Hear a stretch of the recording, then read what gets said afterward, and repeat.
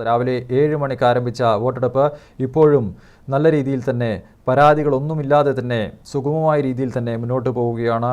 ഇപ്പോഴും പല ബൂത്തുകൾക്ക് മുന്നിലും വോട്ടർമാരുടെ നീണ്ട നിര പ്രകടമാകുന്നുണ്ട്. ഇപ്പോൾ മലയോര മേഖലയിലെ വിവരങ്ങളുമായി അജയ് ചേരുന്നുണ്ട്.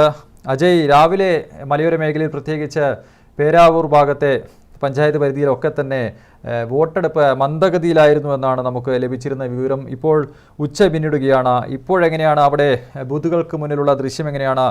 കൂടുതലായി വോട്ടർമാർ എത്തിത്തുടങ്ങിയോ വോട്ട് ചെയ്യാനായിട്ട്? അർജുൻ, ജില്ലയിലെ മലയോര മേഖലയിൽ പോളിംഗ് നിലവിലും മന്ദഗതിയിൽ തന്നെയാണ് പുരോഗമിക്കുന്നത്.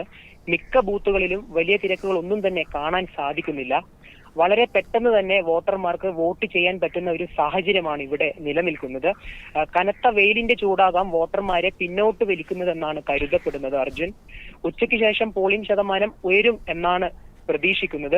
പ്രധാന മുന്നണികളുടെ സ്ഥാനാർത്ഥികളെല്ലാം തന്നെ രാവിലെ 7 മണിക്ക് ശേഷം തന്നെ വോട്ട് രേഖപ്പെടുത്തിയിട്ടുണ്ട്. രാഷ്ട്രീയ പാർട്ടികളും സ്ഥാനാർത്ഥികളും പരമാവധി വോട്ടർമാരെ വോട്ടെടുപ്പ് കേന്ദ്രങ്ങളിലേക്ക് എത്തിക്കാൻ ശ്രമിക്കുന്നുമുണ്ട്. ഇവിടെ അതിന്റെ ഭാഗമായി വോട്ടർമാരെ വീടുകളിൽ ചെന്ന് വാഹനങ്ങളിൽ ബൂത്തുകളിലേക്ക് എത്തിക്കുന്ന ഒരു കാഴ്ചയും കാണാം. ഇതിന്റെ തിരക്കിലാണ് ഇപ്പോൾ സ്ഥാനാർത്ഥികൾ ഉള്ളത്. വെയിലൊന്ന് ശമിച്ച് ഉച്ചയ്ക്ക് ശേഷം പോളിംഗ് ശതമാനം വർദ്ധിക്കും എന്ന പ്രതീക്ഷയിലാണ് നിലവിൽ രാഷ്ട്രീയ പാർട്ടികളും സ്ഥാനാർത്ഥികളും ഉള്ളത്. അതായത് 6 മണി വരെ വോട്ടിംഗ് സമയമുള്ളത്.